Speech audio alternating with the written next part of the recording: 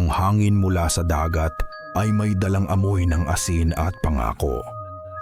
Nakaupo kami ni Maya sa paborito naming pwesto sa dalampasigan, doon sa malaking bato na parang barkong sumadsad sa buhangin. Ang mga alon ay mahina, parang mga bulong na paulit-ulit na humahalik sa dalampasigan bago bumalik sa kadiliman. Hinawakan niya ang kamay ko. "Masyado kang maraming iniisip, Lino," sabi niya. Ang boses niya ay kasabay ng himig ng mga alon. "Relax lang. Andito na tayo. Malapit na." Iniisip ko lang kung sapat na ba yung naipon ko para sa upa sa apartment. At yung mga gamit, pinisil niya ang kamay ko. Sapat lang para maramdaman ko ang lakas sa likod ng haplos na iyon. Kaya ko siya tinawag na pating noong mga bata pa kami. Hindi dahil sa ngipin niya, kundi dahil sa loob niya. Walang inaatrasan, palaging lumalaban. "Huwag mong problemahin ang hindi pa problema," sabi niya, sabay ngiti. Sa ilalim ng buwan, ang ngiting iyon ay sapat na para maging ilaw. Basta magkasama tayo, kahit sa karton pa tayo tumira, bahay na yon. Tumango na lang ako. At sa sandaling iyon, nawala lahat ng alalahanin ko. Ang tanging mahalaga ay ang bigat ng kamay niya sa kamay ko at ang kinabukasang sabay naming tinitingnan sa abot tanaw. Nang ihatid ko siya pauwi, naabutan namin ang nanay niya sa sala. Nag-aayos ng isang maliit na kahon.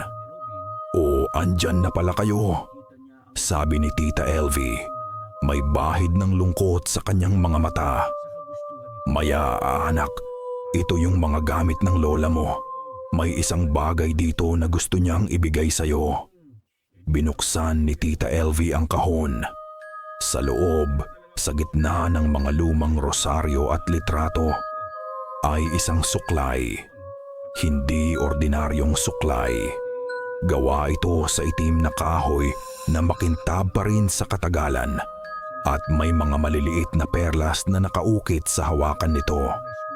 Mukha itong isang bagay na galing pa sa ibang panahon.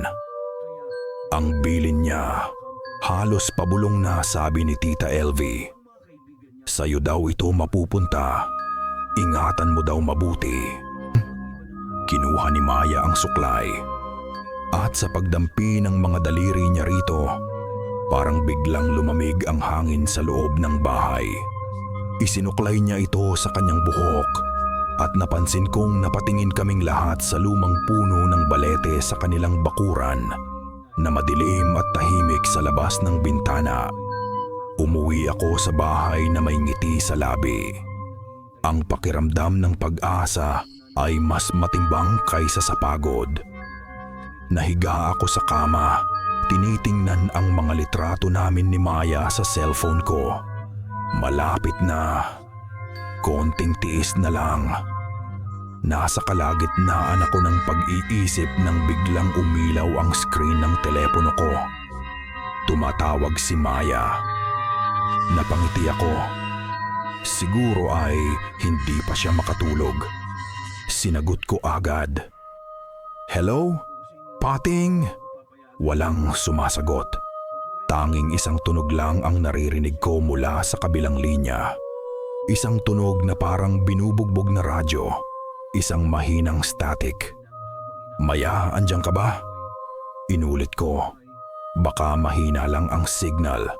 At doon, sa likod ng static, may narinig akong iba. Isang pamilyar na tunog pero wala sa lugar. Ang kaluskos ng mga tuyong dahon na parang may naglalakad sa ibabaw ng mga ito. Sunod-sunod, mabagal, maya, bigla, sama na nana. Naputol ang linya, napakunot ang noo ko. Weird, siguro ay aksidente lang na napindot. Pero ang tunog na iyon, sinubukan kong tawagan siya pabalik. Pagkatapos ng 2 ring, sumagot siya, ang boses niya ay inaantok. "Lino, bakit?" "Tumawag ka sa akin," sabi ko, "pero puro static lang. Tapos may tunog ng mga dahon. Narinig ko siyang humikab. "Ah, hindi kita tinatawagan, Lino. Kanina pa ako nakahiga. Matutulog na nga ako eh. Sigurado ka?" "Oo naman. Baka cross connection lang yan. Sige na, matulog ka na, good night."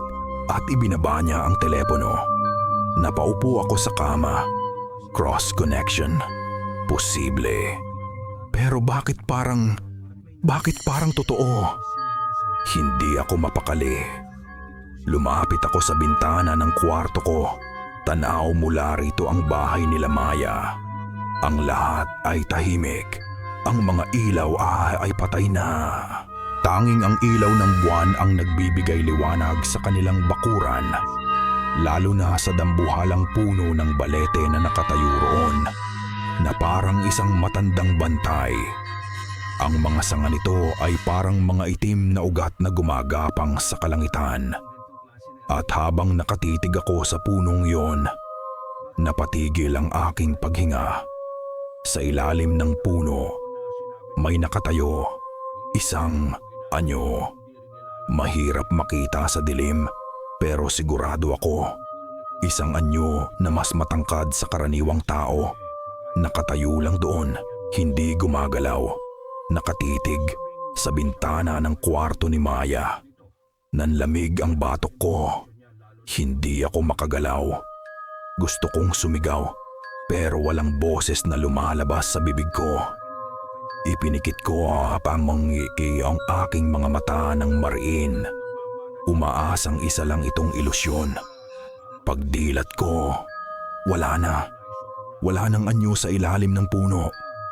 Ang bakuran nila ay tahimik at walang laman, na para bang wala namang nangyari.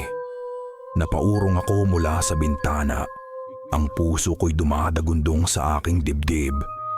Guni-guni ko lang ba yun? Pagod lang siguro ako, ngunit habang sinusubukan kong kumalma, isang tunog ang muling bumalik sa aking isipan.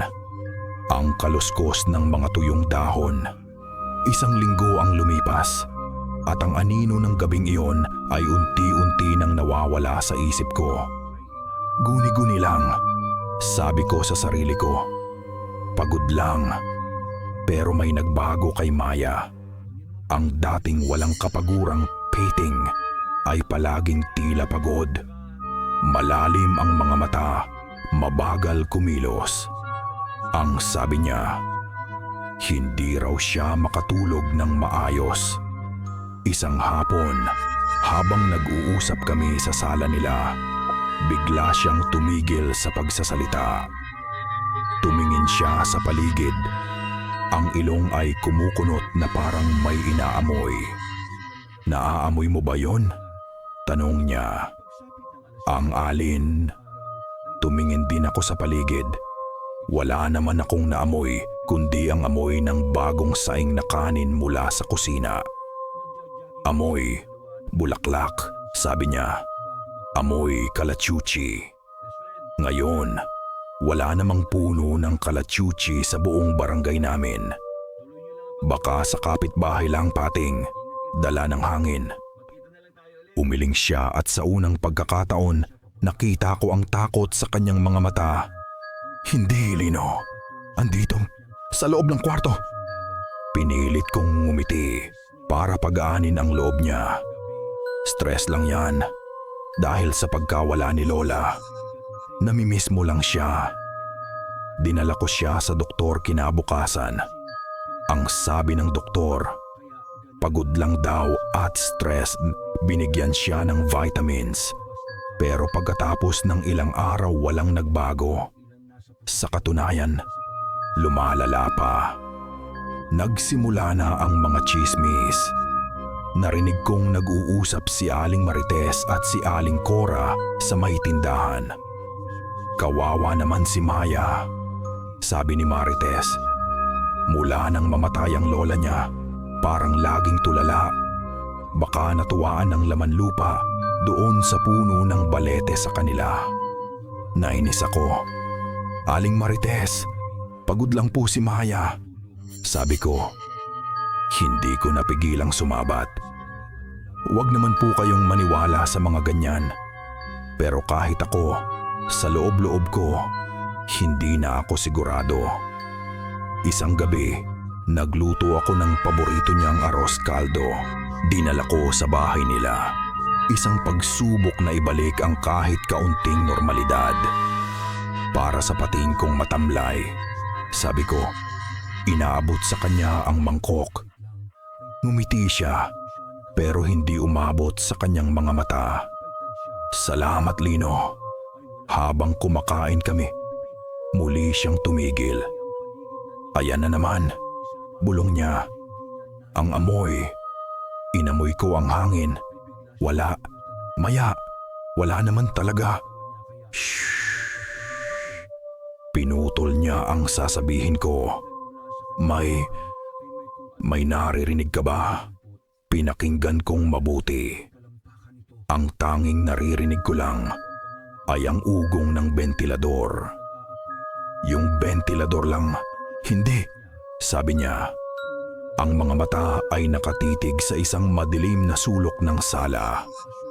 Sa ugong ng bentilador, may kasabay na bulong.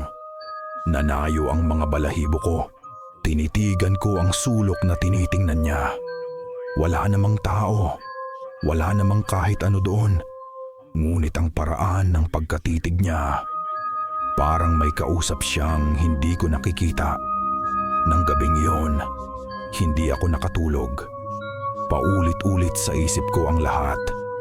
Ang tawag, ang anino sa ilalim ng puno, ang amoy ng kalachuchi, ang mga bulong. Pinilit kong ipikit ang aking mga mata. Kailangan kong magpahinga. Kailangan kong maging malakas para sa kanya. Hindi ko alam kung gaano ako katagal nakatulog. Ang alam ko lang, nagising ako sa isang pakiramdam na kakaiba. Isang pakiramdam na pinapanood ako.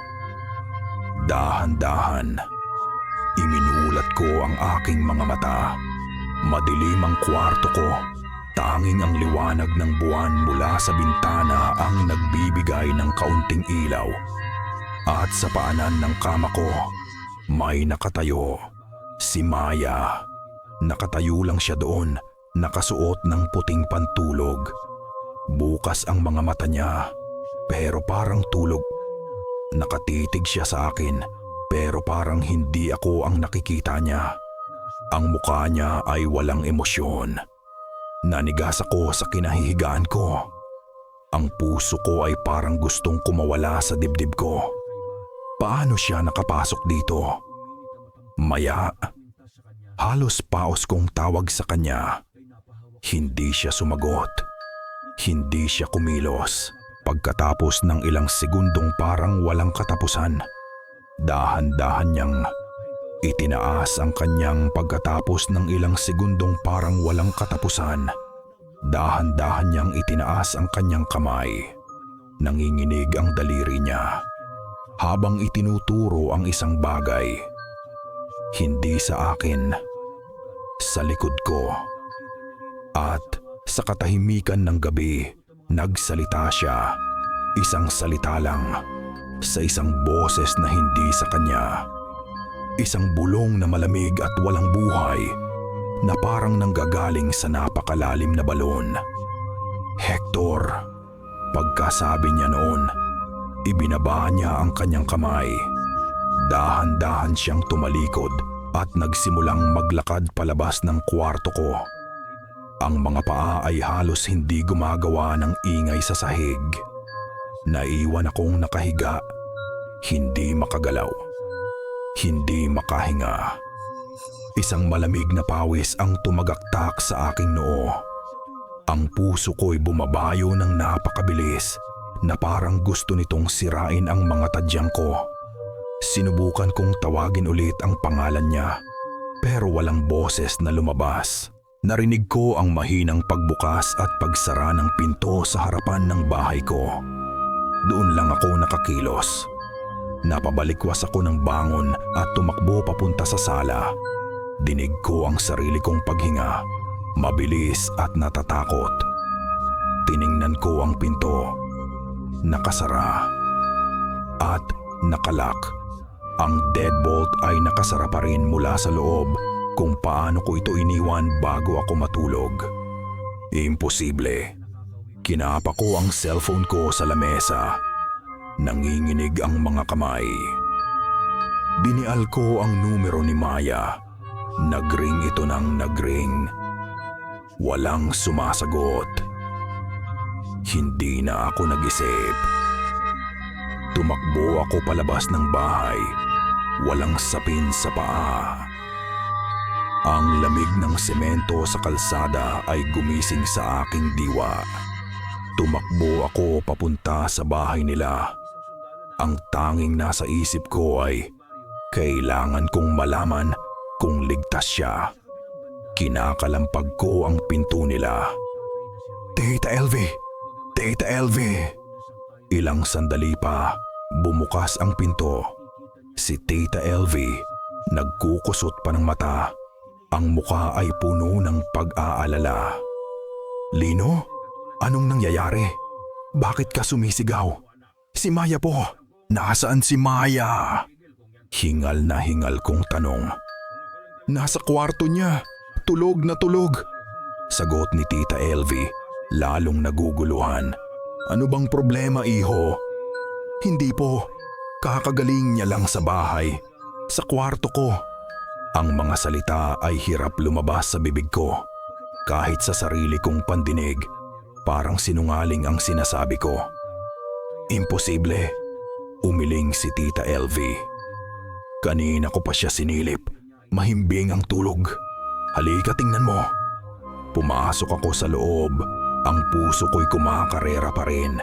Tahimik kaming naglakad sa pasilyo patungo sa kwarto ni Maya. Bahagyang nakaawang ang pinto.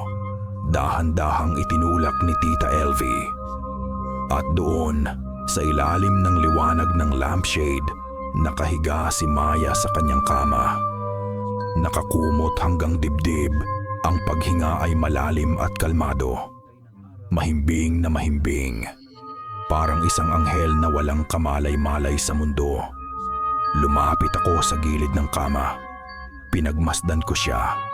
Walang bakas ng kahit anong kakaiba. Ang mukha niya ay payapa. Baka nananaginip lang ako, sabi ng isang bahagi ng isip ko. Isang masamang panaginip. Kinabukasan, sinubukan kong kausapin si Maya. Tahimik kaming nag-aalmusal ng pandesal at kape sa bahay nila. Pinilit kong maging kalmado, na parang nagtatanong lang ako ng isang ordinaryong bagay. Maya, sabi ko, kagabi may naaalala ka bang kakaiba? Tumingin siya sa akin. Ang mga mata niya ay blangko. Kakaiba? Tulad ng ano? Masarap naman ang tulog ko. Wala ka bang naalalang pinuntahan o sinabi? Umiling siya sabay subo ng pandesal. Wala, Lino. Bakit? Napanaginipan mo na naman ba ako? Mahina siyang tumawa, pero ang tawa niya ay walang saya. Parang isang tunog na pilit. Hindi na ako nagsalita. Paano ko sasabihin sa kanya? Paano ko sasabihing nakita ko siyang nakatayo sa paanan ng kama ko, bumubulong ng pangalan ng isang estranghero, habang ang pinto ng bahay ko ay nakalak mula sa loob? Ako ang magmumukhang baliw, at sa isang linggo pang sumunod, iyon ang pinaniwalaan ko, na baka nababaliw na nga ako. Ngunit ang kondisyon ni Maya ay patuloy na lumalala. Hindi na lang ito pagod o kalungkutan. Nagsimula na siyang makalimot. Mga maliliit na bagay sa simula, kung saan niya nailagay ang kanyang salamin, kung ano ang ulam nila kahapon. Pero isang araw, habang naglalakad kami sa plaza, bigla siyang huminto. Teka, sabi niya, saan tayo pupunta? Sa paborito nating bilihan ng isaw.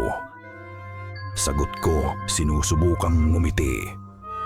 Yung lagi nating pinupuntahan tuwing Sabado. Tumingin siya sa akin at ang nakita ko sa mga mata niya ay hindi pagkalimot kundi pagkalito. Hindi ko maalala. Parang isang suntok sa sikmura ang naramdaman ko. Ang lugar na iyon, doon ko siya unang sinagot. Desperado na ako. Kailangan ko ng pruweba. Kailangan kong malaman kung ano ang nangyayari kapag hindi ko siya kasama, kapag natutulog siya. Kailangan kong patunayan sa sarili ko na hindi ako ang nawawala sa katinuan. Kaya bumili ako ng isang maliit na CCTV camera. Isang gabi, habang tulog na si Tita LV, pumasok ako sa kwarto ni Maya at itinago ko ito sa isang bookshelf nakatutok sa kanyang kama. Kinabukasan, habang nasa trabaho si Tita LV at natutulog si Maya, kinuha ko ang camera. Isinaksak ko ang memory card sa laptop ko. Ang puso ko'y bumibilis sa bawat pag-click ng mouse. Pinanood ko ang recording. Una, puro static lang. Pagkatapos, mga oras ng pagtulog niya, tahimik. Walang galaw. Sabi ng isang bahagi ng isip ko, wala kang dapat ipag-alala. Guni-guni mo lang lahat. Nag-fast forward ako. AM, 2 AM, 3 AM. At bigla, huminto ako. 3:17 AM. Biglang napaupo si Maya sa kama. Diretso ang likod. Ang mga mata ay bukas, pero tulad ng dati walang buhay, umikot ang kanyang ulo na parang may hinahanap. At nagsimula siyang magsalita sa isang sulok ng kwarto na walang tao. Opo, sabi niya. Ang boses niya sa recording ay kakaiba. Mas malalim, mas garalgal. Naiintindihan ko po. Paulit-ulit lang siyang tumatango. Parang isang estudyanteng nakikinig sa kanyang guro. Nanlamig ang buo kong katawan. Pinapanood ko siya, nakikipag-usap sa kawalan. Pagkatapos ng ilang minuto, tumayo siya. Dahan-dahan siyang naglakad, hindi papunta sa pinto, kundi papunta sa lumang salamin na nakasabit sa dingding. Tumayo siya sa harap nito. Tinitigan niya ang sarili niyang refleksyon. Ang mukha niya sa totoong buhay ay blanko, walang emosyon. Ngunit ang refleksyon niya sa salamin, nakangiti.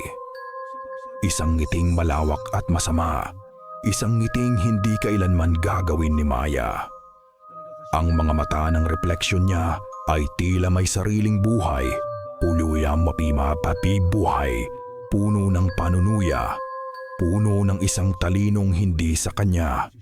At habang nakangiti ang refleksyon, ang imahe sa video ay biglang gumuhit-guhit. Ang tunog ay naging isang nakakabinging static. Sa gitna ng static, narinig ko ang boses niya. Ang boses na malalim at garalgal na nagsasabi ng isang bagay. Malapit na. Pagkatapos ay bumalik sa normalang video. Ang refleksyon ay naging normal na ulit. At si Maya ay tumalikod, bumalik sa kama at nahiga na parang walang nangyari. Binitawan ko ang laptop. Bumagsak ito sa sahig. Nanginginig ako. Hindi ko makontrol. Nanginginig ako. Hindi ko makontrol. Ang hangin sa paligid ko ay parang biglang naubos. Paulit-ulit na naglalaro sa isip ko ang imahe ng ngiting iyon. Ang ngiti sa salamin na hindi pag-aari ni Maya. Totoo. Lahat ng ito ay totoo. Hindi ako nababaliw. May isang bagay o isang tao na kasama si Maya sa kwartong iyon. Isang bisitang hindi ko nakikita. At dahan-dahan itong kinukuha ang babaeng pinakamamahal ko. Hindi ko na alam ang gagawin. Ang mga doktor ay walang silbi. Ang siyensya ay walang sagot. Isa na lang ang pag-asa ko. Kahit gaano pa ito kabaliw, kahit gaano pa ito kasalungat sa lahat ng pinaniniwalaan ko, kinuha ko ang susi ng motor ko. Hindi na ako nag-aksaya ng panahon. Kailangan kong pumunta sa nag-iisang tao sa barangay na maaaring makaintindi. Ang taong palagi kong tinatawanan at tinatawag na luma na ang pag-iisip. Sumakay ako sa motor ko. Ang isip ko'y lumilipad. Minaneho ko ito sa makipot na daan papunta sa dulo ng aming barangay, kung saan nakatayo ang isang maliit na bahay kubo na napapaligiran ng mga halamang gamot. Huminto ako sa tapat ng bahay ni Lola Sepa. Pinatay ko ang makina. Sa katahimikan, ang tanging naririnig ko ay ang sarili kong hininga at ang kabog ng aking dibdib. Bumaba ako ng motor. Tumakbo ako papunta sa kanyang pinto. Hindi na ako kumatok. Kinakalampag ko ito ng buong lakas. Ang desperasyon ko ay sumisigaw sa bawat palo. Lola Sepa! Lola Sepa! Sigaw ko. Ang boses ko'y basag sa takot. Tulungan niyo po kami. Hinampas ko ang pinto ng paulit-ulit. Ang mga buko ng aking kamao ay sumasakit. May kumukuha sa kanya. May kumukuha kay Maya. Bumukas ang pinto. Hindi ito kumalampag o umingit. Bumukas lang ito ng tahimik at sa siwang ay lumitaw ang mukha ni Lola Sepa. Ang buhok niya ay puti na parang sinulid. At ang balat sa kanyang mukha ay kasing kulubot ng isang tuyong dahon. Pero ang mga mata niya, matalas, kalmado, na para bang inaasahan na niya ang pagdating ko. Pumasok ka, iho, sabi niya sa isang boses na mahina pero may bigat. Sa loob ng kanyang maliit na bahay, ang amoy ng mga pinatuyong dahon at ugat ay masangsang. Isang lamparang degaas lang ang nagbibigay liwanag at ang anino namin ay sumasayaw sa mga dingding na gawa sa sawali. Pinaupo niya ako sa isang upuang yantok. Hindi ako makapagsalita. Ibinigay ko lang sa kanya ang cellphone ko. Nanginginig ang kamay. At pinindot ang play. Pinanood niya ang buong video. Ang pag-upo ni Maya. Ang pakikipag-usap niya sa kawalan. Ang paglapit niya sa salamin. At ang ngiti. Hindi siya kumurap. Nang matapos ang video, marahan niyang ibinalik sa akin ang telepono. Matagal ko nang nararamdaman, sabi niya, ang paggising ng puno. Tumingin siya sa bintana sa direksyon kung nasaan ang malaking balete. Ang suklay na ibinigay ng iyong lola kay Maya, hindi iyon ordinaryong palamuti. Iyon ay isang selyo, isang tanda ng isang matandang pangako, isang utang na loob. Utang na loob? Ano pong ibig niyong sabihin? Noong unang panahon, pagsisimula ni Lola Sepa, ang pamilya ng lola ni Maya ay dumanas ng matinding taggutom. Sa bingit ng kamatayan, lumapit ang kanyang ninuno sa puno. Sa engkantong naninirahan doon, humingi siya ng tulong at binigyan siya. Naging masagana ang kanilang ani at nasagip ang kanilang pamilya. Pero may kapalit. Dugtong ko, ang boses ko'y halos hindi marinig. Tumango si Lola Sepa. Walang libre sa mundong ito, lalo na sa mundo nila. Ang kapalit ay isang pangako. Isang babaeng anak ng kanilang lahi ang ipinangako bilang magiging kabiyak ng engkanto upang hindi na ito muling mag-isa. Ang suklay ang naging simbolo ng kasunduang iyon. At ngayon, Pagkatapos ng maraming henerasyon, naniningil na siya. Parang gumuho ang mundo ko. Hindi maaari. Ang pangalan niya ay Hector, sabi ni Lola Sepa. At sa pagbanggit niya ng pangalan, biglang humangin ng malakas sa labas. At hindi mo siya matatalo sa dahas. Isa lang ang paraan. Kailangan mong sirain ang pangako gamit ang isang mas matandang ritual. Pumunta siya sa isang buol at kinuha ang isang maliit at makapal na kwaderno. Ang mga pahina nito ay naninilaw na sa katagalan. Nakalimutan na ito ng marami.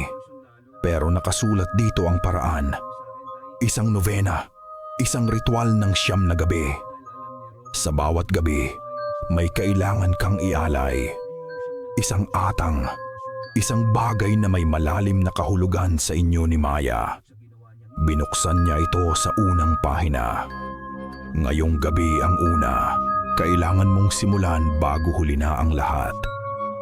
Umuwi ako yakap-yakap ang kwaderno. Ang isip ko'y gulong-gulo.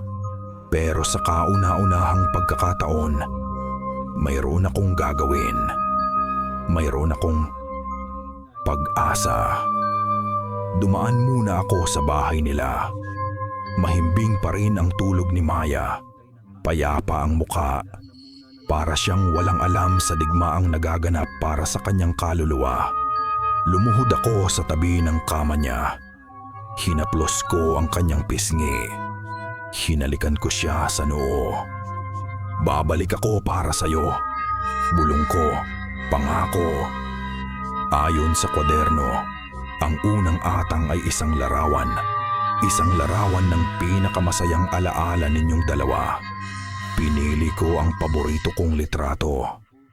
Nakasakay kami sa isang bangka, pauwi mula sa isla. Basang-basa kami sa ulan pero pareho kaming tumatawa. Iyon ang itsura ni Maya na gusto kong maalala. Masaya, malaya. 3:00 ng madaling araw. Dahan-dahan akong lumabas ng bahay. Ang hangin ay malamig at mabigat. Naglakad ako papunta sa bakuran nila, palapit sa nakakatakot na puno ng balete. Huminto ako sa may bakod. Ayon sa bilin ni Lola Sepa, huwag na huwag daw akong papasok sa loob. Eksaktong 3:17 a.m.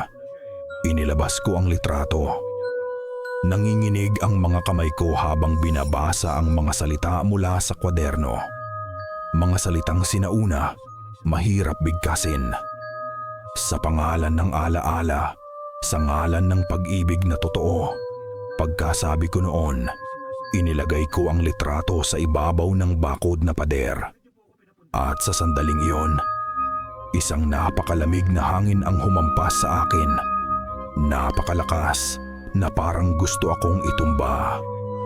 Ang mga sanga ng balete ay umingay, hindi tulad ng normal na kaluskos, kundi parang isang galit na sigaw. At sa isip ko, may narinig akong boses, hindi sa tenga ko, sa loob ng bungo ko, isang tawang malalim at mapanlait. Isang litrato? Sabi ng boses. Yun lang ba ang kaya mo, mortal? Naramdaman ko ang isang hininga sa batok ko. Malamig, mabaho. Napatalon ako at lumingon. Walang tao sa likod ko. Napatakbo ako pabalik sa bahay. Hindi na lumingon. Isinara ko ang pinto, nilak ito at sumandal. Habol ang aking hininga. Nanginginig ang buo kong katawan. Nagawa ko. Natapos ko ang unang gabi. Dahan-dahan, sinubukan kong pakalmahin ang sarili ko. Tumingin ako sa paligid ng sala. Hinahanap ang kahit anong pamilyar para kapitan. At napadako ang tingin ko sa maliit na lamesa sa tabi ng sopa. Nandoon, nakatayo, ang litrato. Ang litratong kalalagay ko lang sa bakod sa labas. Paano ito nakabalik dito? Lumapit ako, dahan-dahan. Kinuha ko ito. Ang papel ay malamig. parang yelo. At habang tinititigan ko ito sa ilalim ng mahinang ilaw, isang hiyaw ang gustong kumawala sa aking lalamunan. Ang litrato ay pareho pa rin. Nakangiti pa rin ako. Ang bangka ay nandoon pa rin. Pero ang mukha ni Maya, malabo na. Parang usok. Parang isang alaalang unti-unti nang binubura. Hindi ako nakatulog hanggang sa sumikat ang araw. Paulit-ulit kong tinitingnan ang litrato. Umaasang babalik sa dati ang mukha ni Maya. Pero hindi. Nanatili itong malabo. Isang multo ng ngiti na dati nagbibigay buhay sa akin. Kinailangan kong itago ang litrato. Ayokong makita ito ni Tita Elvie. Ayokong makita ito ni Maya. Nang makita ko si Maya ng umagang iyon, parang may nag-iba. Mas malalim ang pagitan sa aming dalawa. Nagkwento ako tungkol sa isang nakakatawang nangyari sa trabaho. Isang bagay na siguradong ikakatawan niya noon. Ngayon, tumingin lang siya sa akin na parang hindi niya naintindihan. Hindi ko maalala kung sino yung katrabaho mong yun, sabi niya. Si Mang Tony, ang katrabaho kong palagi niyang dinadalhan ng kape. Gumuho na naman ang puso ko. Binubura ni Hector hindi lang ang mukha niya sa litrato, kundi pati ang mga alaala sa isip niya. Dumating ang gabi at kasama nito ang takot. Binuklat ko ang kwaderno ni Lola Sepa, ang atang para sa ikalawang gabi. Ang unang handog ng dagat. Alam ko agad kung ano iyon. Ang maliit na kabibe. Ang kabibeng inabot niya sa akin sa dalampasigan. Ilang segundo bago ang aming unang halik. Itinatago ko iyon sa maliit na kahon sa tabi ng kama ko. Kinuha ko iyon. Ang kinis ng ibabaw nito ay parang kinis ng kanyang mga labi noong gabing iyon. Ang sakit isipin na ang isang bagay na napakapure ay kailangan kong gamitin sa isang madilim na ritual. 3:15 a.m. Lumabas ulit ako. Ang hangin ay mas mabigat ngayon, mas malamig. Tila ang buong paligid ay nag-aabang. Gaya ng dati, pumunta ako sa bakod. Hinawakan ko ng mahigpit ang kabibe. Sinimulan kong bigkasin ang mga salita mula sa kwaderno. Sa kalagitnaan ng aking pagdarasal, isang imahe ang biglang lumitaw sa aking isipan. Nakita ko si Maya, nakatayo sa dalampasigan, ngumingiti. "Lino, halika," tawag niya sa akin. Gusto kong tumakbo palapit sa kanya. Gusto kong yakapin siya pero alam kong hindi siya yon. Isang ilusyon, isang patibong. "Hindi mo ba siya namimiss?" Bulong ng boses ni Hector sa isip ko. "Kaya kong ibalik siya sa'yo. Ang totoong Maya, isuko mo na lang siya." "Hindi." Sigaw ko sa kawalan. Biglang nagbago ang imahe. Ang ngiti ni Maya ay naging isang ngiwi. Ang kanyang mga mata ay naging itim. Ang balat niya ay naging kulay abo. Gumapang siya palapit sa akin. Ang mga daliri ay parang mga kuko. Napapikit ako ng mariin. "Umalis ka." Nang imulat ko ang aking mga mata, wala na ang ilusyon. Ako na lang ulit mag-isa sa dilim. Nanginginig, inilagay ko ang kabibe sa bakod at tumakbo ako pabalik. Pagpasok ko sa bahay, nadatnan kong bukas ang pinto ng kwarto ko. Isang malamig na kaba ang gumapang sa aking dibdib. Dahan-dahan akong naglakad palapit. Nakatayo siya doon sa gitna ng kwarto. Nakatalikod sa akin, si Maya. "Maya!" Dahan-dahan siyang lumingon. Ang mukha niya ay payapa. Ang mga mata niya ay nakatitig sa akin. "Lino." Naglakad siya palapit sa akin. May kakaiba sa kanyang mga galaw. Masyadong kontrolado. Masyadong perpekto. Huminto siya sa harap ko. Hinawakan niya ang pisngi ko. Ang kamay niya ay napakalamig. "Nag-alala ako sa iyo," sabi niya. Ang boses niya ay malambing. "Saan ka galing?" Hindi ako makapagsalita. Napatingin ako sa kanyang mga mata. Hinahanap ang painting na kilala ko. Itinaas niya ang kanyang muka at hinalikan niya ako. Hindi ito ang halik na inaasahan ko. Ito ay malamig, walang buhay, walang pagmamahal. Parang isang yelo na dumampi sa aking mga labi. Ninanakaw ang init nang humiwalay siya. Tinitigan niya ako. Ang mga mata niya may kislap. Isang kislap ng panunuya. At bumulong siya sa isang boses na bahagyang mas malalim kaysa sa dati. "Sinasayang mo lang ang oras mo." Pagkasabi niya noon, tinulak niya ako palayo. Hindi malakas, pero sapat para mapaatras ako ng isang hakbang. Tumalikod siya at naglakad palabas ng kwarto ko, palabas ng bahay ko. Hindi ko siya nagawang habulin. Nanigas ako sa aking kinatatayuan. Ang lamig ng halik ay nanunuot pa rin sa aking mga labi. Nang sa wakas ay nakakilos ako, isang bagay ang pumukaw sa aking pansin. Sa kanyang paglakad palayo, ang liwanag ng buwan mula sa bintana ay tumama sa kanyang buhok. At sa isang iglap, nakita ko ito, ang itim na suklay. Ang suklay ng kanyang lola na nakasuksok sa kanyang buhok ay naglabas ng isang mahinang, nakakakilabot na berdeng ilaw. Ang berdeng ilaw mula sa suklay, ang malamig na halik, ang mga salitang iyon. Hindi na ako pinatulog ng mga alaalang iyon. Para akong isang sundalong sugatan sa gitna ng giyera. Alam kong kailangan kong lumaban, pero hindi ko alam kung paano. Kinabukasan, hindi ko siya magawang tingnan sa mata. Habang siya ay tahimik na kumakain, ako naman ay desperadong binubuklat ang kwaderno ni Lola Sepa. Kailangan ko ng sagot. Kailangan ko ng sandata. Pabalik-balik ang basa ko sa mga lumang pahina.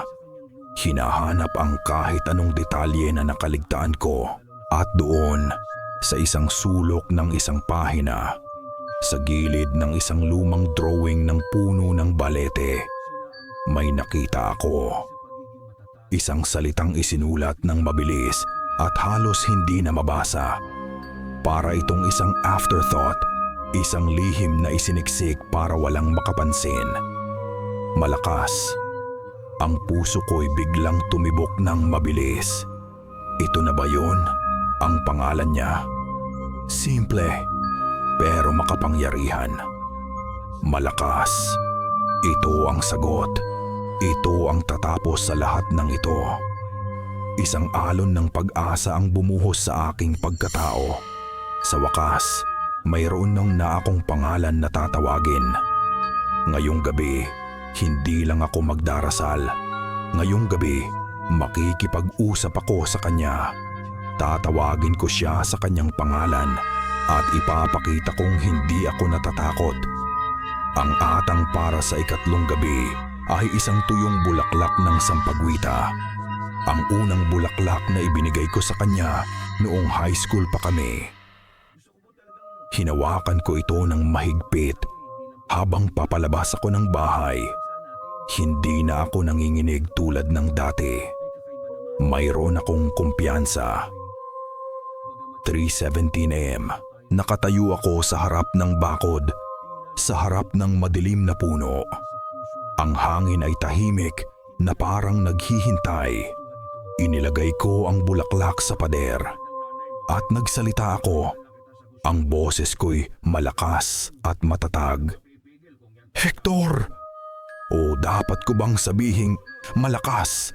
Sigaw ko. "Naririnig mo ba ako? Ibinabalik ko sa iyo ang iyong sumpa. Pakawalan mo na si Maya." 1 segundo, 2 segundo, katahimikan. Napangiti ako. Nagtagumpay ba ako? Ganoon lang ba kadali? At bigla, naramdaman ko ito. Isang pagyanig. Nagsimula sa lupa, isang mahinang panginginig na unti-unting lumalakas. Ang puno ng balete sa harap ko ay nagsimulang umuga. Hindi dahil sa hangin, kundi dahil sa isang puwersang nagmumula sa loob nito. Ang mga sanga nito ay humahaginit, parang mga latigong humahampas sa hangin. Ang kaluskos ng mga dahon ay naging isang nakakabinging ingay, parang 1,000 boses na sabay-sabay na tumatawa. Salamat sa regalo, mortal. Dumagundong ang boses ni Hector sa isip ko. Hindi na ito isang bulong, isa na itong sigaw na nagpayanig sa buo kong pagkatao. Ang iyong katanggahan ay nagbigay sa akin ng lakas. Maling-mali ang pangalan. Hindi ko siya pinahina. Pinakain ko pa siya ng aking tapang. Binigyan ko pa siya ng kapangyarihan. Sa sobrang takot, napaurong ako, napadapa. Nagsimula akong tumakbo pabalik sa bahay. Ang tawa ni Hector ay humahabol sa bawat hakbang ko. Habang papalapit ako sa bahay, isang tunog ang sumalubong sa akin. Isang tunog na matinis at sabay-sabay. Ang tunog ng nababasag na salamin. Sinipa ko ang pinto para bumukas at ang nakita ko ay isang imahe mula sa isang bangungot. Ang lahat ng salamin sa bahay nila ay basag. Ang salamin sa dingding, ang mga picture frame, ang mga baso sa kusina. Lahat ay pira-piraso sa sahig. At sa gitna ng lahat ng iyon, nakaupo si Maya. Tahimik siyang nakaupo sa sahig sa gitna ng mga bubog. Kalmado, hindi nasusugatan. May hawak siyang isang matulis na piraso ng salamin at gamit ito. Dahan-dahan siyang gumuguhit ng mga kakaibang simbolo sa sahig na gawa sa kahoy. Hindi ako makagalaw. Tinitingnan ko lang siya. Ang babaeng mahal ko na parang isang estranghero sa sarili niyang bahay. Napansin kong may maliit na hiwa sa kanyang daliri. Isang patak ng dugo ang dumadaloy. Pero tila hindi niya ito nararamdaman. Ang pagmamahal ko sa kanya ay mas malakas kaysa sa takot ko. Dahan-dahan akong lumapit. Maya, hindi siya tumingin. Nagpatuloy lang siya sa hindi siya tumingin. Nagpatuloy lang siya sa pagguhit. Ang tunog ng matulis na bubog sa kahoy ay kumikiskis sa katahimikan. Lumuhod ako sa harap niya. Maingat na iniiwasan ang mga basag na salamin. Hinawakan ko ang kanyang balikat. Maya, ako to, si Lino. Doon lang siya tumigil. Dahan-dahan, napakabagal. Iniangat niya ang kanyang ulo. Ang mga mata niya, hindi na ito ang mga mata ni Maya. Sila'y madilim, malalim at walang katapusang itim. Parang 2 bintana na nakatanaw sa isang gabi na walang bituin. Isang nanggiti ang dahan-dahang gumuhit sa kanyang mga labi. Ang ngiting nakita ko sa salamin at nagsalita siya. Hindi sa boses ni Maya. Ito ay isang boses na luma. Mas luma pa sa puno ng balete. Isang boses na parang pinaghalong bulong ng hangin at kaluskos ng mga ugat sa ilalim ng lupa. Malapit na, sabi ng boses mula sa bibig ni Maya. Makikilala mo rin ang tunay niyang pangalan. Hindi ko na binilang ang mga araw. Ang ika-4 na gabi ay isang malabong alaala ng takot at pagod. Isa na namang bigong ritual na lalo lang nagpatibay sa pader na nakapagitan sa amin ni Maya. Para akong isang taong sinusubukang punuin ng tubig ang isang basong may butas. Walang katapusan, walang pag-asa. Ginugol ko ang buong araw sa pag-aaral sa kwaderno. Kape, sigarilyo, Paulit-ulit na pagbasa sa mga linyang halos sa ulado ko na. Isinantabi ko ang paghahanap ng pangalan. Mali ang ginawa ko. Hindi iyon ganoon kadali. At bigla, naalala ko ang isang bagay. Ang mga simbolong iginuhit ni Maya sa sahig gamit ang bubog. Tumakbo ako papunta sa sala. Nandoon pa rin ang mga marka. Malabnaw na ngunit bakas pa rin sa kahoy. Kinuhanan ko ng litrato. Ikinumpara ko ito sa mga pahina ng kwaderno. Wala sa mga nakasulat na dasal. Wala sa mga instruksyon. Pero nandoon sila. Nakatago sa mga gilid ng pahina. Maliliit na marka na parang dekorasyon lang. Parang pinaghalong sanga at alon. Parang mga letrang hindi ko maintindihan. Hindi ito pangalan. Hindi ito salita. Isang bugtong, isang tula, isang oyayi, isang awit pampatulog. Habang pinag-aaralan ko ang mga simbolo, narinig ko ang boses ni Tita Elvie mula sa kwarto ni Maya. Kumakanta siya mahina at malungkot. Ang pamilyar na himig ng isang kantang pampatulog na madalas niyang kantahin kay Maya noong bata pa ito. Tulog na bunso kong mahal, ang nanay ay narito lang, binabantayan ang iyong tulog hanggang sa pagsikat ng araw.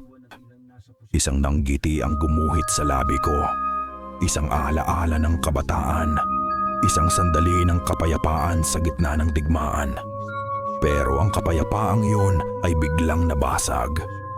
Narinig ko ang boses ni Maya. Hindi ito ang boses na walang buhay o ang boses ng matandang espiritu. Ito ang boses niya, pero puno ng pagkalito. Parang isang batang nawawala. Ang ganda po ng kanta niyo, sabi ni Maya. Sino po kayo? Isang matagal na katahimikan. Pagkatapos, narinig ko ang isang hikbi, isang pigil na iyak mula kay Tita Elvie. Ako to anak, sabi ni Tita Elvie. Basag ang boses. Ako ang nanay mo. Nabitawan ko ang kwaderno. Bumagsak ito sa sahig. Ang sakit na naramdaman ko ay mas matindi pa kaysa sa takot. Hindi na niya kilala ang sarili niyang ina. Umupo ako sa sahig, nakatulala sa kawalan. Rinig ko pa rin ang malungkot na himig na hinihimig ni Tita Elvie sa kabilang kwarto. Ngunit sa aking pandinig, ang oyayi ay nag-iba ng anyo. Ang himig nito ay parang isang iyak na galing sa malayo. Isang panaghoy ng isang taong tuluyan ng nakalimutan. Nang sa wakas ay tumayo ako na padako ang tingin ko sa altar ng kanilang pamilya. Nandoon ang mga litrato. Ang litrato ng lola ni Maya noong dalaga pa ito. Lumapit ako. At doon, sa itim at puting larawan, nakita ko ito. Malinaw na malinaw. Nakasuksok sa buhok ng kanyang lola ang suklay. Ang sumpa ay hindi nagsimula kay Maya. Ito ay isang tanikalang ipinasa sa bawat henerasyon. Binalikan ko ang kwaderno. Tinitigan kong muli ang mga simbolo, ang tula, ang oyayi. Ngayon, may iba na akong nakikita. Sa tulong ng litrato, ng kantang pampatulog, ng lahat ng nangyari, nagsimula ng magkaroon ng kahulugan ang bugtong. Binasa ko ng malakas ang isang linya na nabuo ko mula sa mga simbolo. Hanapin ang bantay ng gubat, na ang pangalan ay ang alingaungaw ng bato at tubig. Sa sandaling binigkas ko ang mga salitang iyon, isang ingay ang biglang pumuno sa buong bahay. Ang ingay ng rumaragasang tubig. Biglang bumukas ang lahat ng gripo sa bahay. Sa kusina, sa banyo. Lahat ay sabay-sabay na nagbuga ng tubig, malakas at walang tigil. Ngunit may isa pang tunog, Isang tunog na mas nakakakilabot, nagmumula sa labas. Isang tunog ng mga batong nagkikiskisan. Mabagal, mabigat, na parang isang dambuhalang nilalang ang gumigising mula sa kanyang pagkakatulog sa ilalim ng lupa. Ang tunog ng tubig at bato ay tumigil ng biglaan na mas nakakatakot pa kaysa sa ingay mismo. Ang ika-6 na gabi ay lumipas na parang isang mubaha, isang masamang panaginip, isa na namang ritual, isa na namang atang, isa na namang katahimikan bilang sagot. Pagod na ako. Ang bawat buto sa aking katawan ay sumisigaw at ang aking pag-asa ay numinipis na parang isang kandilang malapit ng maubos. Ngayong ika-7 gabi, ramdam ko ang pagbabago. Hindi na lang ito sa hangin. Nasa loob na. Nasa loob na ng bahay. Nagsimula ito sa mga pinto. Ayaw bumukas ng pinto ng kusina na parang may pumipigil sa kabila. Ang pinto ng kwarto ni Maya ay ayaw ding gumalaw, na parang isang pader na bakal. Nakakulong kami sa sala. Si Tita LB ay umiiyak na lang sa isang sulok at ako ay nakikinig dahil ang bahay ay nagsimula ng magsalita. Mga bulong, mahihina sa simula na parang hangin na dumadaan sa siwang. Ngunit habang lumalalim ang gabi, lumilinaw ang mga ito. Mga salitang hindi ko maintindihan. Mga sinaunang salita na gumagapang sa mga dingding. Bumababa mula sa kisame. Ang mga anino ay nagbago rin ng anyo. Ang anino ng silya ay hindi na anino ng silya. Ito'y humahaba, nababaluktot, na parang isang hayop na nag-aabang. Ang anino ng bentilador ay parang mga talim ng isang dambuhalang gunting. Bigla, isang malakas na katok ang narinig namin mula sa pinto sa labas. "Lino! LV! Buksan niyo ang pinto!" Si Lola Sepa. Tumakbo ako papunta sa pinto. Sinubukang buksan. Pero ayaw. Sumigaw ako, "Lola! Ayaw bumukas! Nakalak kami sa loob!" Narinig ko siyang nagdarasal sa labas at sa isang iglap, nakita ko ang isang bahagyang alon sa hangin sa harap ng pinto.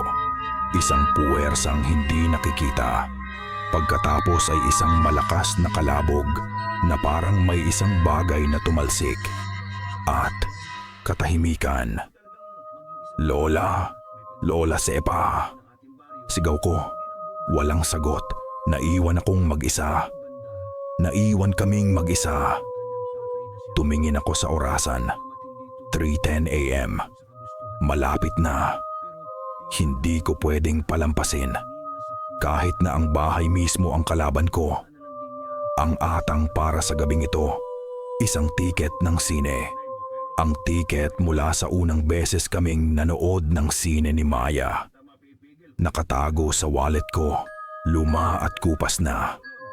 Lumapit ako sa pinto ng kwarto ni Maya. Nakasara pa rin ito ng mahigpit. Ikinuyom ko ang aking palad sa kahoy. "Maya," sabi ko, ang boses ko'y nanginginig. "Naaalala mo pa ba? Yung una nating date, ang pinanood natin, yung horror movie na ayaw mo sanang panoorin, pero pinilit kita." Huminga ako ng malalim habang ang mga bulong sa paligid ko ay lumalakas. Sa buong pelikula, nakatakip ang mga mata mo, pero hindi mo binitawan ang kamay ko. Sabi ko sa sarili ko noon, ito na ang babaeng gusto kong makasama habang buhay. Ang babaeng proprotektahan ko kahit anong mangyari. Idinikit ko ang noo ko sa pinto. Ramdam ko ang lamig nito. "Kaya lumaban ka, Pating. Lumaban ka, please." Tumayo ako ng tuwid. Inilabas ko ang tiket. At sa gitna ng sala, habang ang mga anino ay sumasayaw na parang mga demonyo at ang mga bulong ay sumisigaw sa aking tenga. Sinimulan ko ang ritual sa ngalan ng unang pangarap. Isinigaw ko ang mga salita. Nilalakasan ang boses ko para talunin ang ingay. Sa ngalan ng unang pangarap, isinigaw ko ang mga salita. Nilalakasan ang boses ko para talunin ang ingay. Sa ngalan ng unang takot na sabay nating hinarap, inilagay ko ang tiket sa sahig. Isang nakakabinging katahimikan ang biglang bumalot sa buong bahay. Nawala ang mga bulong. Nawala ang paggalaw ng mga anino. At dahan-dahan, bumukas ang pinto ng kwarto ni Maya. Isang mahinang kriik lang. Pero sa katahimikan, ito'y parang isang kulog. Tumayo ako, ang puso ko'y nasa lalamunan ko. Nakatayo siya sa bukana ng pinto. Si Maya. Ngunit hindi ang Maya na kilala ko. Nakasuot siya ng isang lumang puting bestida na parang damit mula sa panahon pa ng kakanyang lola. Ang buhok niya ay nakaayos sa isang perpektong pusod at nakasuksok dito ang itim na suklay. Ang mukha niya ay kalmado, halos parang manika, at ngumiti siya. Hindi ang ngiti sa salamin. Ito ay isang ngiting payapa, malambing, at mas nakakatakot pa dahil ang ngiting iyon ay hindi para sa akin. "Halika na, mahal ko," sabi niya sa isang boses na malambing at puno ng pananabik. Tumingin siya sa isang espasyo sa tabi ko na parang may ibang tao doon. Hinihintay na niya tayo. Nakatayo lang ako roon, parang isang estatwa, habang ang mga salita niya ay umalingaw-ngaw sa aking isipan. Hinihintay na niya tayo. Ang ngiti sa kanyang mga labi ay parang isang sugat na hindi maghihilom. Hindi ko alam kung paano, pero nagawa kong akayin siya pabalik sa kwarto. Walang laban. Sumunod lang siya, ang mga galaw ay parang sa isang manika, at nahiga sa kama. Pagkatapos, tumakbo ako. Tumakbo ako palabas ng bahay na halimaw. Tumakbo ako sa madilim na kalsada. Tumakbo ako papunta sa nag-iisang liwanag ng pag-asa na natitira sa akin. Nakita ko si Lola Sepa na nakaupo sa hagdanan ng kanyang kubo. Mayroon siyang sugat sa noo at ang isang braso niya ay tila masakit. Ngunit buhay siya. "Lola," hingal ko. Tumingin siya sa akin. Ang mga mata niya ay puno ng awa. "Ang bahay, ayaw na niya tayong papasukin. Masyado na siyang malakas. Ano pong gagawin ko?" Ang boses ko'y basag na.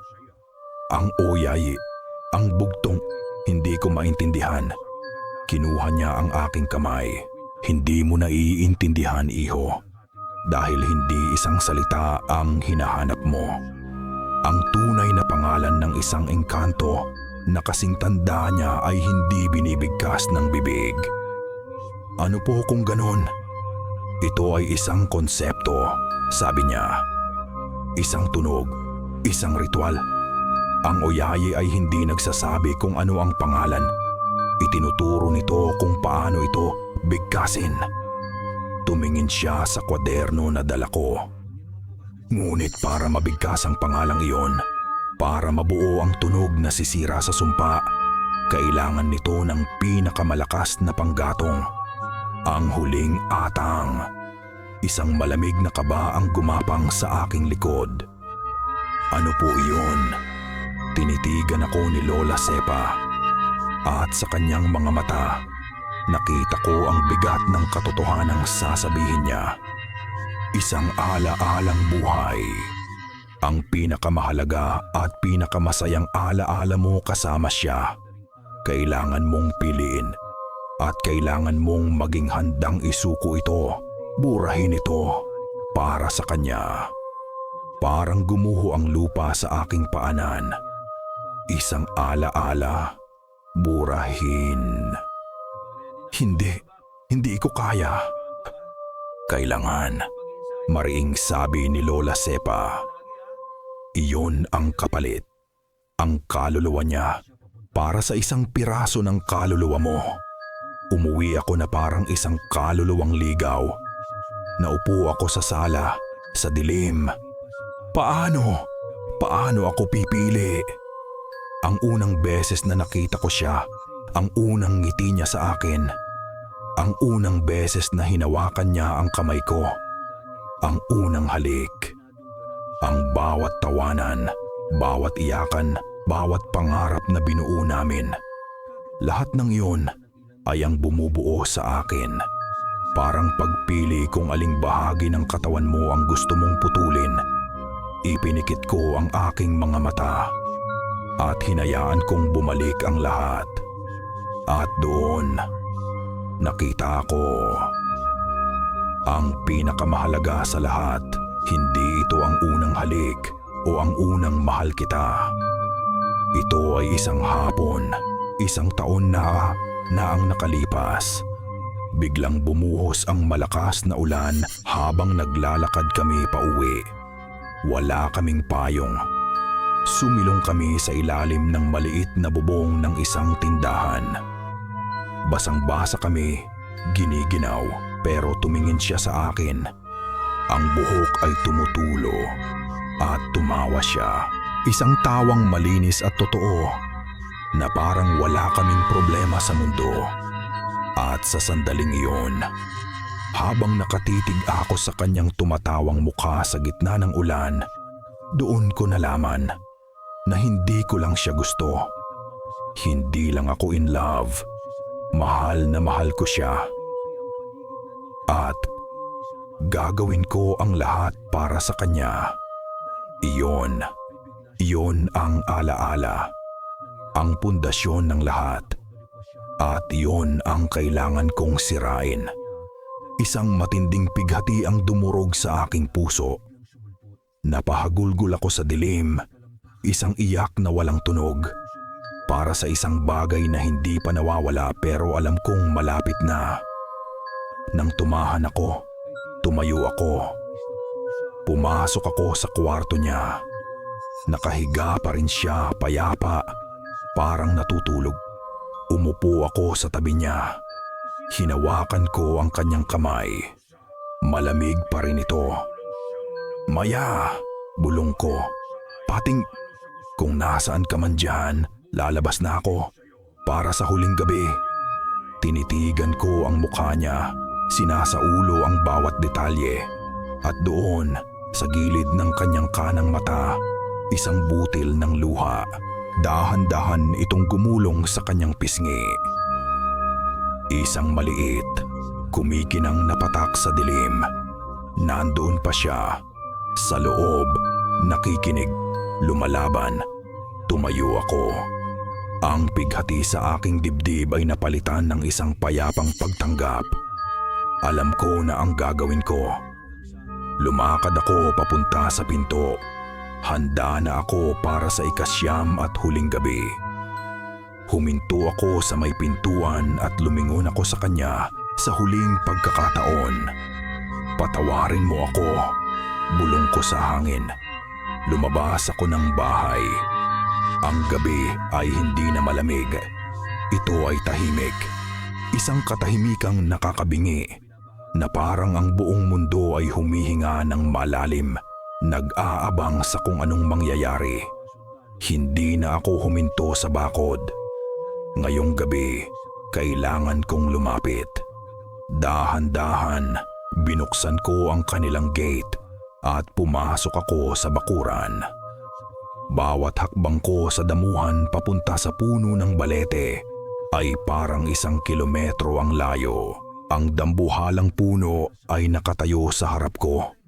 Hindi na lang isang puno, kundi isang trono, isang itim na templo sa ilalim ng buwan. Tumayo ako sa paanan nito. Ramdam ko ang enerhiya na bumabalot dito. Isang enerhiyang sinauna at makapangyarihan. Hindi ko na kailangan ang kwaderno. Sinimulan ko ang ritual. Hindi sa pamamagitan ng salita, kundi sa pamamagitan ng gawa. Inilabas ko mula sa aking bulsa ang mga bagay na kumakatawan sa alaalang iyon. Isang maliit na bato mula sa kalsda kung saan kami sumilong. Isang tuyong dahon mula sa puno sa tapat ng tindahan. Inilapag ko ang mga ito sa paanan ng puno sa ibabaw ng mga nakausaling ugat nito. At pagkatapos, ipinikit ko ang aking mga mata. Tinawag ko ang alaala. Nakita ko ito ng malinaw.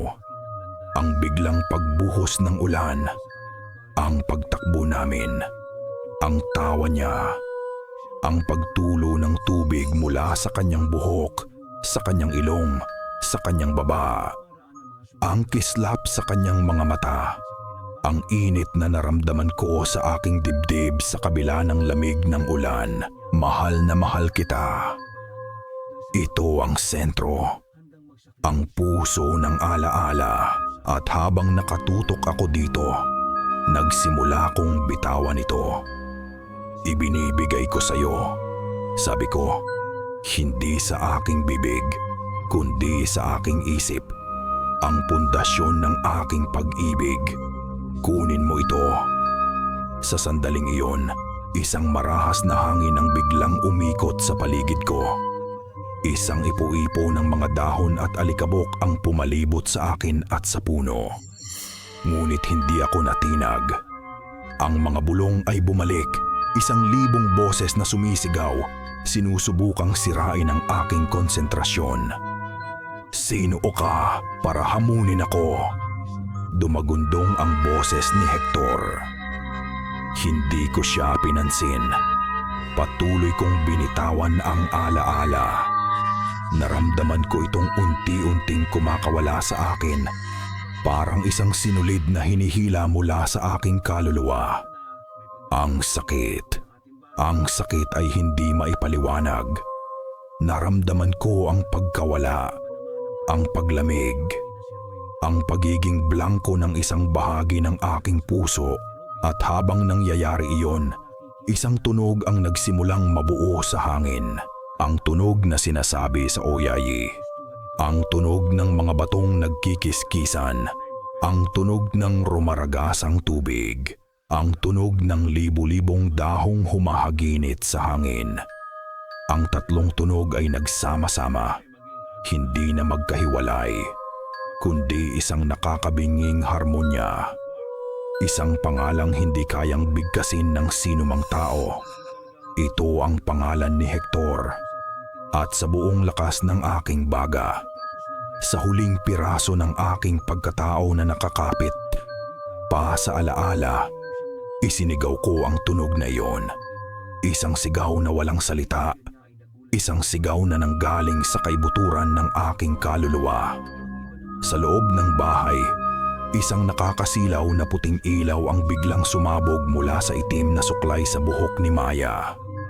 At sa labas, ang anyo ng isang matangkad na anino ay lumitaw mula sa puno ng balete. Ang mga mata nito ay dalawang nagbabagang pula.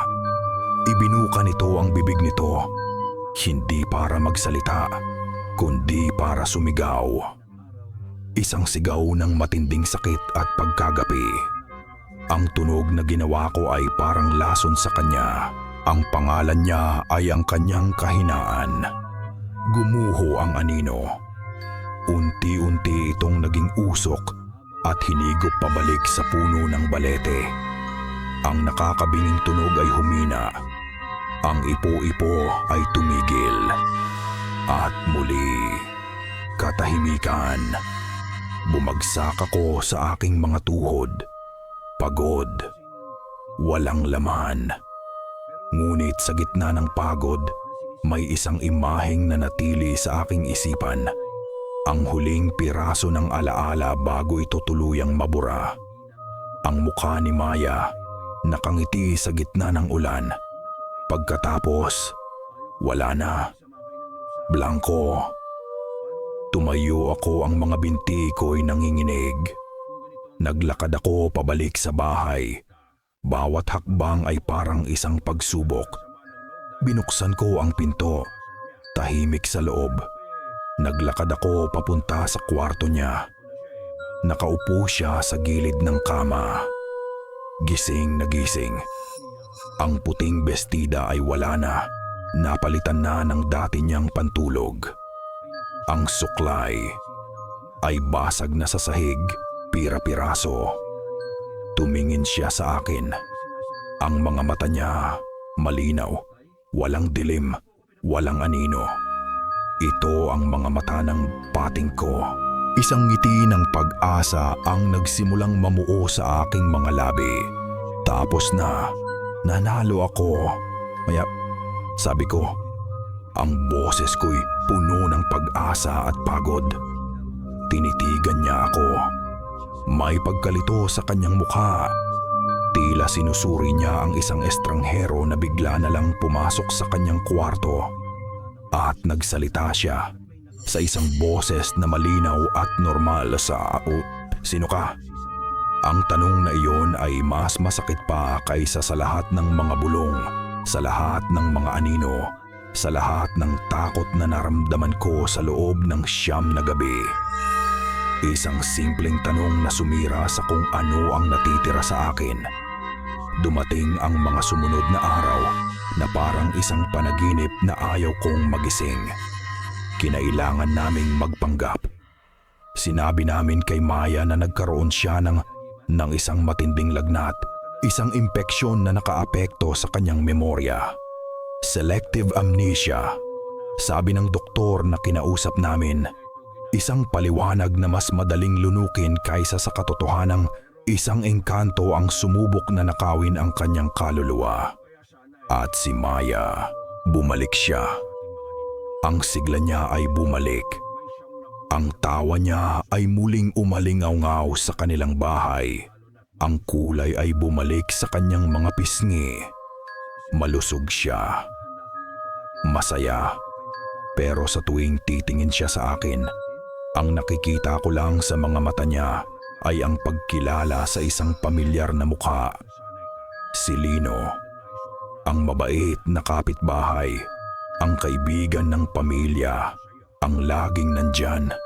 Wala na ang kislap. Wala na ang pagtingin na para sa akin lang. Sinubukan ko. Sa mga unang araw, sinubukan ko. Naaalala mo ba, Pating, yung... Humihinto siya. Ngumingiti ng may paumanhin. Pasensya na, Lino. Hindi talaga eh. Ang bawat hindi ko maalala ay parang isang karayom na tumutusok sa aking puso. Ang pinakamasakit ay ang salitang pating. Wala na itong ibig sabihin sa kanya. Isang hapon, habang nag-aayos si Tita LV ng mga lumang gamit, nakita niya ang litratong ginamit ko sa unang gabi. Ang litrato kung saan malabo ang mukha ni Maya. "Anong nangyari dito?" tanong niya.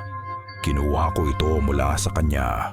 "Nasira lang po siguro sa pagkatago, tita." Ngunit habang tinitingnan ko ito, malinaw na ulit ang mukha ni Maya. Pareho na kaming nakangiti. Na para bang ang pagkawala ng alaala sa isip ko ay ang nagbalik sa imahe sa papel. Isang perpektong, masakit na kabalintunaan. Ang bahay ay tahimik na ulit. Ang puno ng balete ay isa na lang ulit. Ordinaryong puno.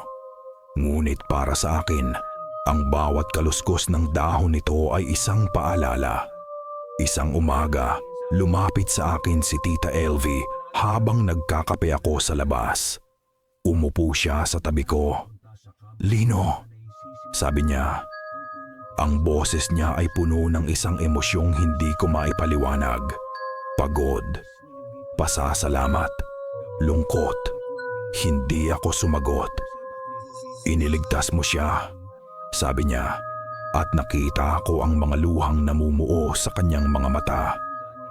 Alam ko, nararamdaman ko anuman ang nangyari sa mga gabing iyon. Ikaw ang nagligtas sa anak ko. Tumangulang ako, nakatingin sa malayo. Utang namin sa iyo ang buhay niya, dugtong niya. Isang mapait na ngiti ang gumuhit sa labi ko. Utang na loob. Iyon ang nagsimula ng lahat ng ito. At ngayon, ito na naman.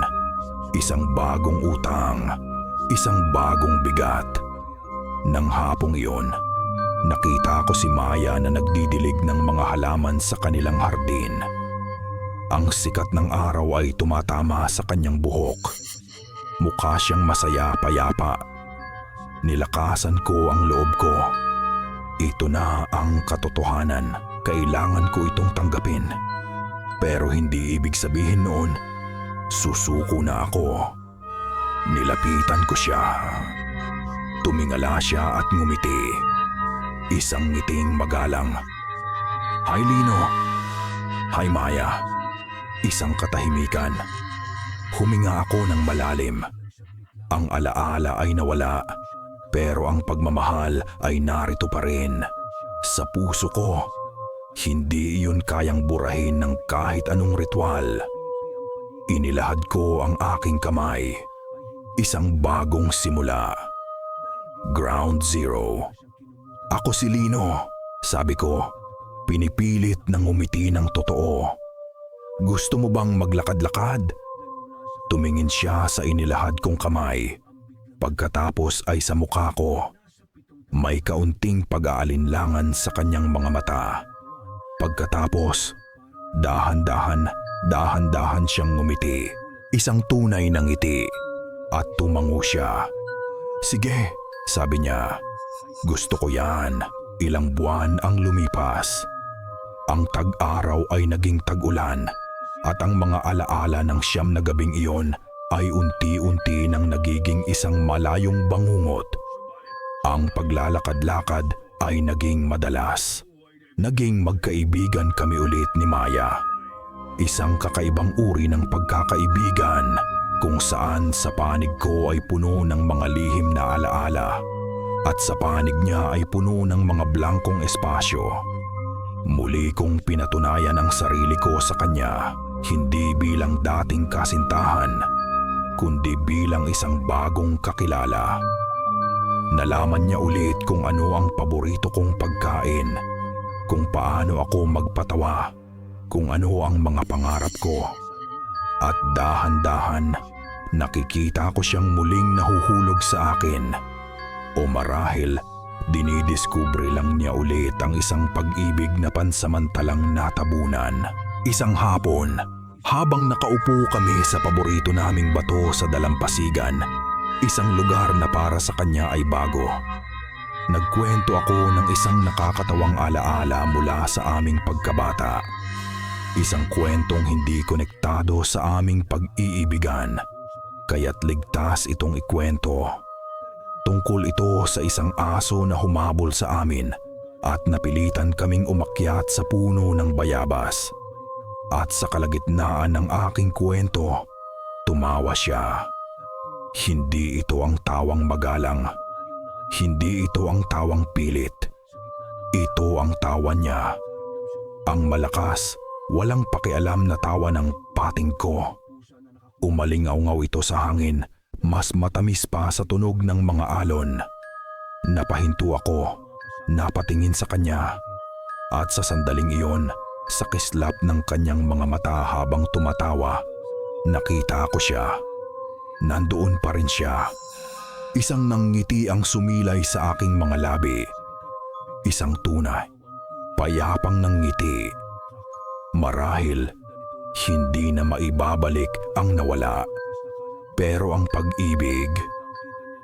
pag-ibig ay palaging makakahanap ng paraan. Pauwi na kami nang mag-agaw ang dilim at liwanag.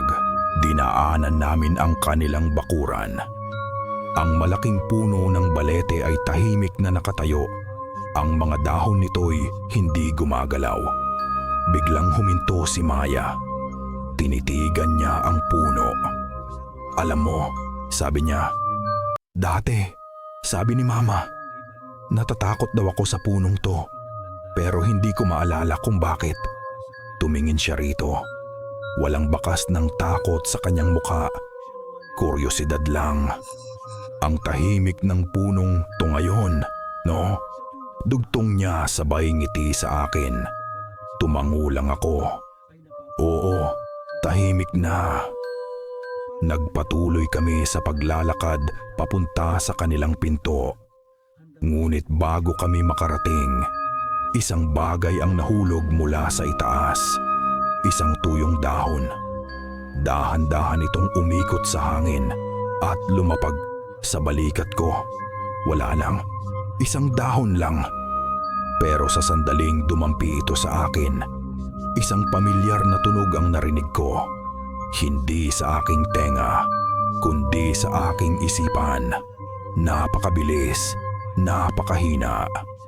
Na halos isipin kong guni-guni ko lang ang kaluskos ng mga tuyong dahon.